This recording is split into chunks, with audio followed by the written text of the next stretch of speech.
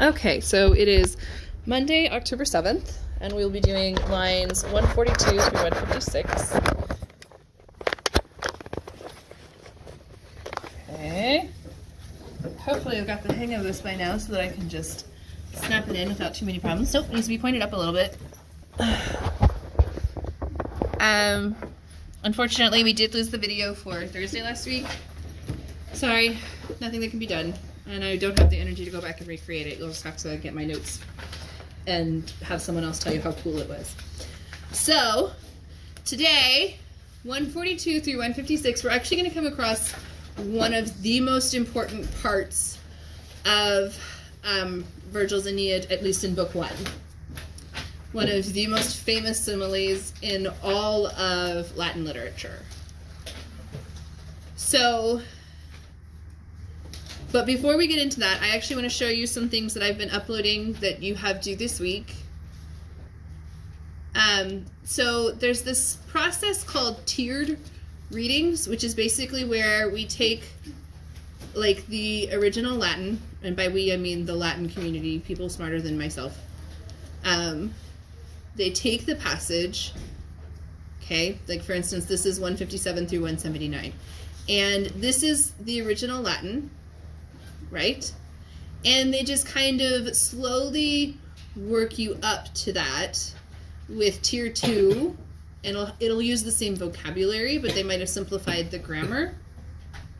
And then tier 3, where it's just a little bit more complicated, but it's the same. So I'm actually going to be doing this not the way it's intended to be done, but I wanted to let you know this was here. It's called Project Archaea, and they have it for Virgil and Caesar. I have posted as assignments for this week the passage for today, the passage for tomorrow, and then and so you've got one due Monday, Tuesday, Wednesday, and then you've got one more due Friday, because the line numbers start to kind of get off from our chunks, and I didn't want to have to worry about lining them up. So the point is, you haven't actually been translating, you've been listening to somebody else translate, right? You've had a lot of input, but not very much output. So now I need output of that particular fashion, specifically you going from English to Latin. So right now I've got you on tier 2, and which looks like this. Okay, so tier 2, where they've just taken it, they've simplified the grammar, and you're going to translate it and basically have kind of a little summary of what the original says. Okay, everybody with me? So we're going to do that. We'll work through tier 2, then we'll do tier 3. We have a long time to get up to tier 4, where you're doing tier 4 on your own. Okay, pretty good. So that is there, and they are 20 points apiece. So don't blow them off. Okay, everybody hear me? All right. They're not all in the modules yet, but I will put them in the modules. They're under assignments for sure. The first one is in modules. Okay, so like I said, this particular passage, we come across a really important part. But let's work up to that part. There's just a couple of things I want to draw your attention to. You should already have them written down because he wrote them down. But I want to point out to you dicto. Yes, you have Citius dicto. And dicto, Fast Talker told us, is an ablative of comparison. And in order to have an ablative of comparison, what must you have? A comparative, which is what we have with Citius, which is a comparative adverb. How do you know it's a comparative adverb? Well, that ius means it's either a neuter comparative adjective or a comparative adverb. And there's nothing neuter to be described in this particular sentence, so you know it's an adverb. Okay, so we're picking up with the part where Neptune has just yelled at the waves. Okay, not the waves, the winds, sorry. Neptune has just yelled at the winds for messing with the sea, told them to go back to Aeolus, their leader, and let him know that he's the king of his Imanea Saxa, his big rocks, and that Neptune is in charge of the savage trident, by lot, sorte. Okay, Friday's video got cut off, like the last 30 minutes, not last 30 minutes, like the last 10, 15 minutes or so. Hopefully that doesn't happen today because I cleared up some space on my memory card. So, my SD card. So we should be fine. So this is after he yells at them. He tells them, I will do things to you that have never been done before. So you just go and, right, he says a non simile poena, right, with a not similar punishment, that laetities of your punishment is nothing that has ever been done before. So you just wait, young lady. All right, that's kind of, except they're men, right? But yeah, okay. So then after thus he spoke, so remember connective. It's not prose, but it's still good policy. Your English teachers are always trying to make sure that you're connecting your previous thought to your next thought, right? I don't know if they still do it anymore, but when I was in Edward's class and she rolled the dice to see what she was going to grade on, one of the things was connectors. Like, how are you doing with your transition words? Okay, so this is the Latin version of a transition word. Thus he spoke, sic ait, and then the rest of it is moving on with the story. Okay, because remember, they don't have punctuation marks. So you have to begin a speech with, he is speaking, and then you have to end a speech with, thus he spoke. Yes? Okay. And I already see placat. That's where we get the word placated. It's a great word. Yes? Okay, placated. So he calms the tumultuous seas, tumida, and he puts to flight, fugat, he puts to flight the collected clouds, and he brings back the sun, leads back the sun. Okay? And he doesn't do it by himself. He has people to help him. He has Timothée and Triton, and they help him by getting the ships, and remember, this should be naves, right? Okay, they drag the adnixus naves. I believe those two go together. Nope, just kidding. That goes with Triton. Okay, but acuto does do it with scopulo. Okay, so they get the. Sorry, I'm just going. Wait, what is going on with adnixus? My brain just stopped. I was just telling Hayden, it is really not easy to do AP 6th hour because I feel like I have nothing left and I still have the hardest thing to do before the day is over. Anyways, they help him get the ships off the sharp rock, and then he himself, who is he himself? Who's the ipse? Neptune. Okay, so he himself, with his trident, lifts things, and this is where Fast Talker tells you understood ships. Okay, so he lifts the understood ships with his trident. Why doesn't he say ships? Because he already said ships in this line, and he has a limited number of syllables. Right? So you're like, I need a direct object. Well, he already gave you one with naves. Just use it again. Okay?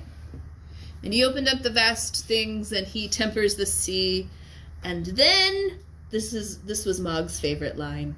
He slips along the highest waves in his light wheels. She liked the idea of Neptune has wheels. Well, we still call our cars today wheels, right? Like nice wheels. Yeah?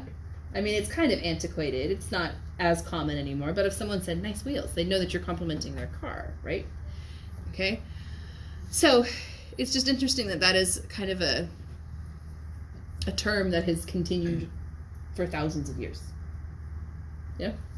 Okay, and you look at this, and it goes A, B, A, B. What's that called? Very good. Synchesis or interlocking word order. Okay, I'm just going to say interlocking. Now I'll write it down for you. Word order. Just in case something happens with the video. Per labitur, everybody see the itur. This is from a deponent. So, it is active. even though it looks passive. So he slips along through the highest waves in his light wheels. Okay, and then this is the important part. Everybody see veluti. This starts a simile. And not just any simile. Like I said earlier in the video, probably the most important simile, at least in book 1. And it's important, first of all, because it's weird. We actually haven't had enough similes for you to know that it's weird, but later on we're going to have, like, later on in book 1, we have Dido specifically compared to Diana and all of this other things. And that's normally how it goes. You compare your mortal characters to immortal characters. This is the opposite. We are comparing Neptune, and when I say we, I mean Virgil. We are comparing Neptune to a man. Yes? Okay. So it says, and just as when, why is the cum all the way over there? Meter. Okay. Meter.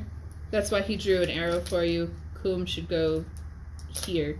So just as when, and this is interesting. So seditio is like a riot, but you have to keep in mind it's seditio, seditionis. So it is where we get the word sedition. And that just comes with practice, like whether you know that word or not. You know, tio is not going to be second, ablative, or dative singular. It's going to be ioionis. Okay? And that just comes from learning a lot of third declension words. Okay? So this is your subject, right? He puts an X over it. And then this is your verb. Okay? So just as when often a riot has risen up in a great population, magno with popula, kept face, and the ignoble crowd, but it's not just any crowd, vulgus, this is where we get the word vulgar, if I could write. Okay, so to be vulgar means to be common. Okay, to be common, to just be part of the crowd. So vulgar language is like, yeah, you can drop F-bombs every other word, but it doesn't make you stand out. It'll lower your blood pressure. I have found out through scientific experimentation that we don't need to get into, but it will lower your blood pressure. But you know, there's a time and a place. And for example, like at school where I'm a professional, is not a place for me to use vulgar language. Or us. Or you. That is correct. Recorded. Okay, what? And being recorded. And being recorded. Not a place to drop an F-bomb, right? Okay? It's vulgar. It's common. Okay? So, but it comes from this word vulgus, and you'd probably be like, why does that O go to a U? I don't know why that O came out a U. I've always seen it vulgus. That's another manuscript question for someone much smarter than I am. Okay? But this is an interesting word. You see the word savage in Siwit?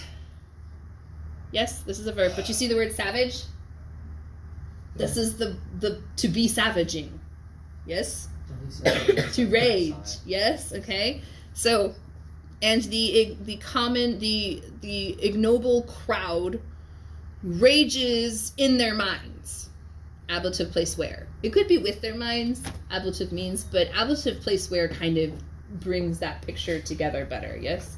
Rage in their minds. And now they throw torches and rocks because furor, fury, provides weapons or arms. Then, okay, so everybody have the chaos in your head. Remember, we've talked about Virgil does a really good job of painting a picture in your head. You got this ignoble vulgus, Siwit, yes? Volant faces et saxa.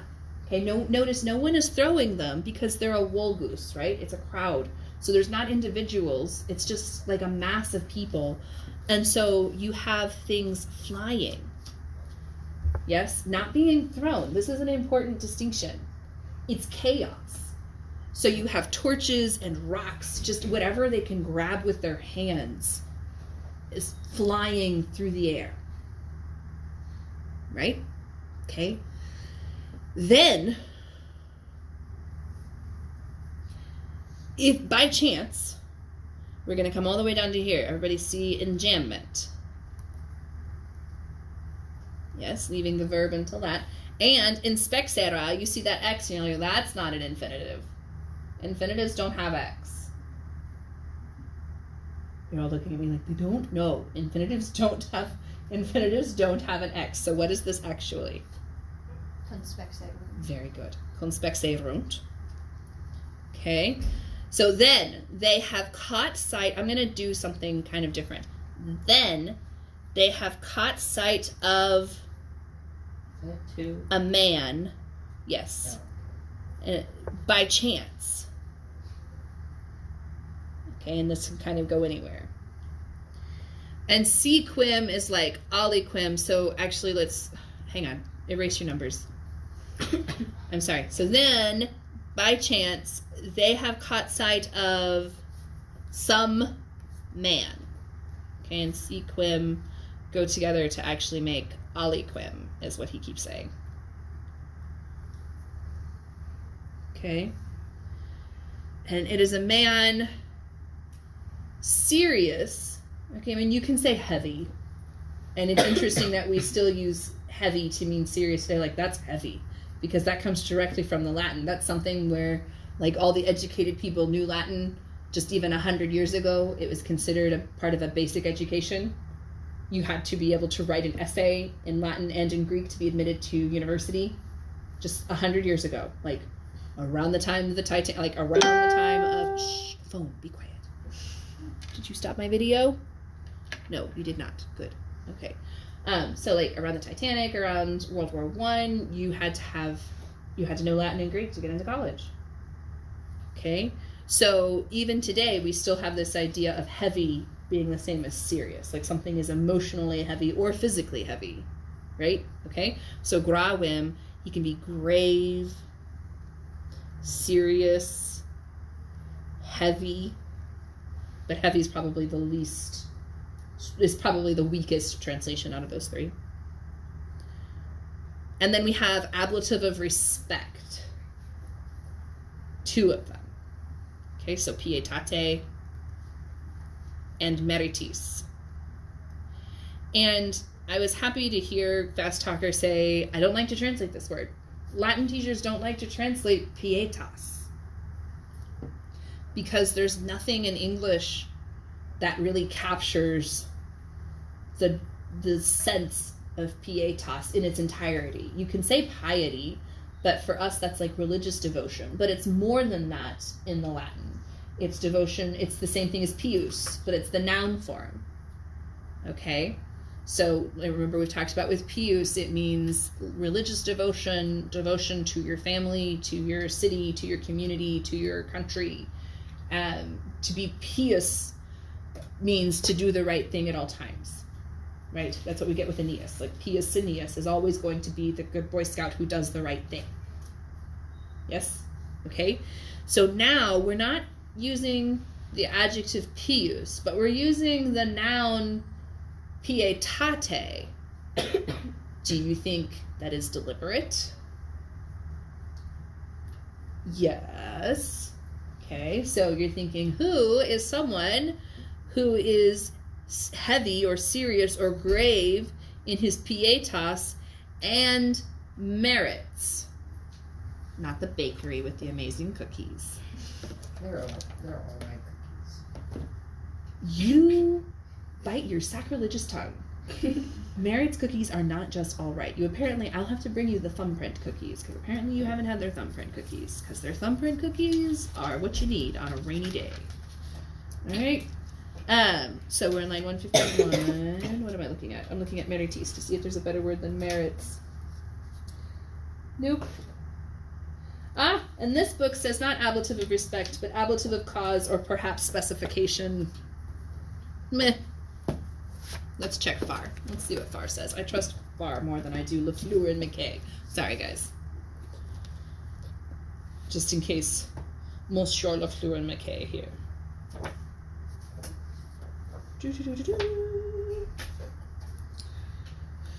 Meritis. Desserts, services, merits is meritis. And ablative of cause or respect. Yeah, desserts, like your just desserts. Merits Bakery. Not desserts with no, like you're anyways. But that's still a good way to connect it. Merits, desserts, service. It is neuter, so it's meritum is that word. Meritum, meriti. Okay, so this is also an ablative of respect. Farr confirmed it. Okay. So they have caught sight of this man serious in his pietas and his meritum, and silent. Yeah. Yes. Okay. Silent. They grow quiet. How many of you have seen? It's a really old movie now, not that old, but pretty old. A Knight's Tale with Heath Ledger, Requiescat in Pace. Okay. Ellie is raising her hand. We might have to just pull this scene up. There's a scene where Heath Ledger's character has been. I'm spoiling the end. You should go watch it. It's a beautiful film. He was a beautiful man. I'm still a celebrity crush widow. There's this scene where he's in the stocks, and the people are all doing what they're supposed to do whenever you're in the stocks, and they're throwing rotted fruits and vegetables at him, and his men come up in front of him and start trying to defend him, and then all of a sudden, like, the crowd just goes silent, and you're like, what the heck, what's happening? It's the king. The king has approached, and he walks up to the stocks, and the entire crowd is just completely silent. And the king walks up to him and he says, they have a conversation, and he walks away with, your men love you, and if I knew nothing else about you, that would be enough. And it's this really fabulous little scene that if we have time, I'll pull it up for you at the end. But that's the picture that I always have in my head, with the rioting mob that just suddenly goes completely silent. Yes? Okay, silent. And they stand, ablative absolute, with their ears erect. Yes, with their ears having been stood up. Like they are not just silent. He has their full attention. Ille regit dictis animos. That man rules their souls with words. And he soothes their hearts. We're going to say for pectora. I know it says breasts, but we're going to say hearts. Okay? Technically it could say chests. Right? He soothes their chests, their hearts. Okay? Thus has the whole noise of the sea fallen. After looking out on the seas, the Father has drawn back, the sky having been opened, and he urged on his horses. I'm going through it very quickly. I'm going to go through it slower again. Okay? And flying, he gives reins to his favorable chariot. Okay?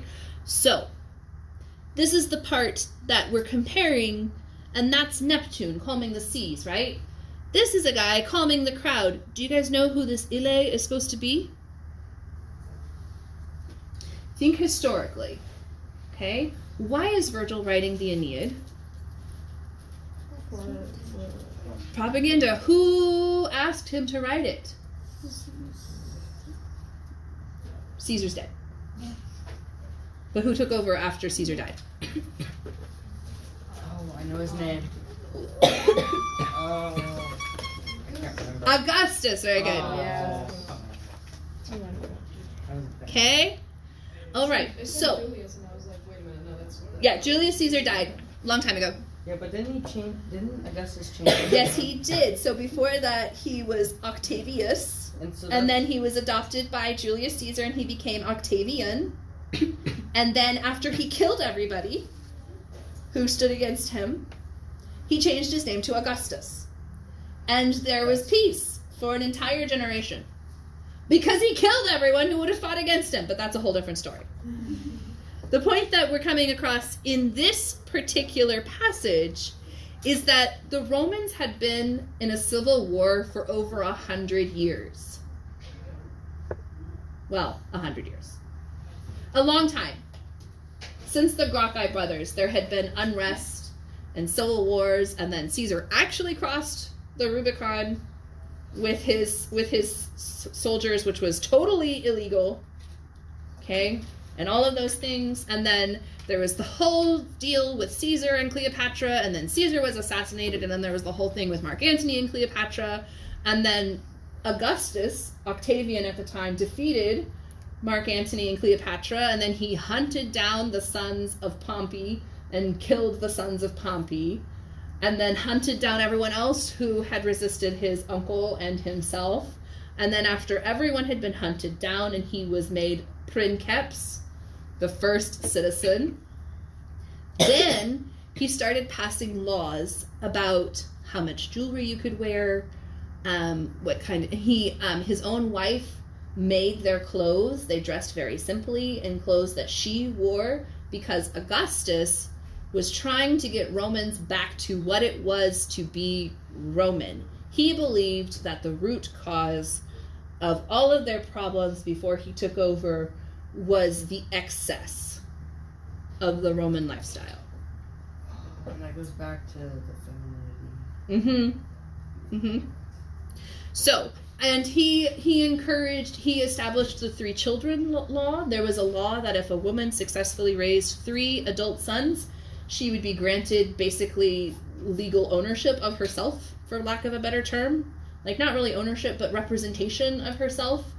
She could represent herself in court. She could own more property than... There were all these different specific rules about how property worked. And if a woman happened to raise... He made all kinds of laws that were about pietas and meritum.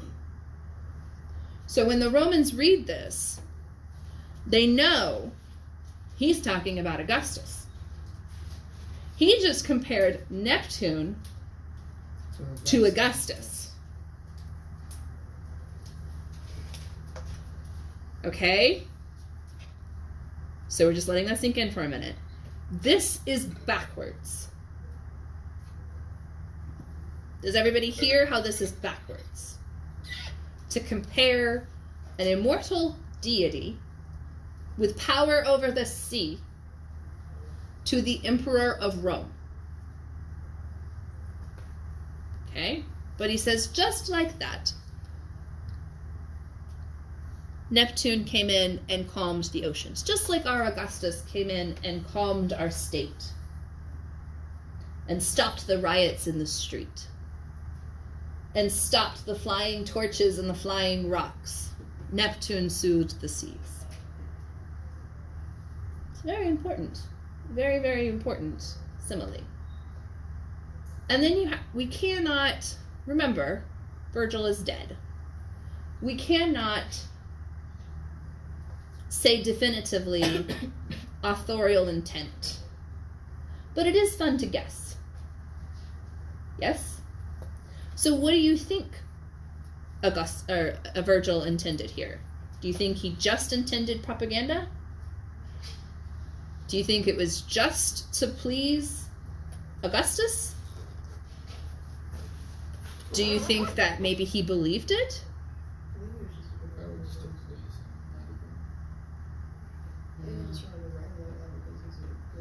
He is a very good author. Yeah. Yeah. Yep. Don't forget, Virgil's family was part of so whenever with Marius and Sulla and all of that deal, whenever they came back, lands were confiscated from people to give to the soldiers because the soldiers were promised land. Virgil's family was one of the families whose land was confiscated.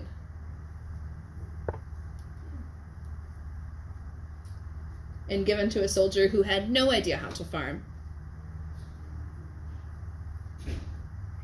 So, I think you guys are correct that he truly is just a gifted writer and knows what his patron wants. That's my personal opinion. Again, we cannot, with any definitive exactitude, for lack of a better word, We cannot exactly pinpoint. right, we cannot exactly say Virgil's intent. But here we have at least his words. What he intended to say with them, that has been a source of lively debate for many a generation. So, I went through very quickly the last lines, but really it's just like Augustus calming the crowd, thus he calmed the seas, and the noise of the sea fell, and after looking out on the seas, he brought back the sky having been opened, and then he urges on his horses and he flies away. And that's the end of that. It's really the only time we see Neptune in the Aeneid, if I remember correctly. But it's really, really significant, and it's one of the most commonly referred to pieces, as far as I know anyways. Definitely helped with being a part of the AP syllabus. Anyways. Okay. That did not take long. I'm going to go ahead and stop the video, those of you who are watching, and if we talk about something else that needs to be recorded, I will record it. Okay. Let's see if I can do it this way. Nope. She's just poking your phone right now. Someone doesn't like this one. And your stylus is too big to fit in there. We've tried that, right? Yeah, I think so. Yeah. Maybe I can just push a button and it'll stop.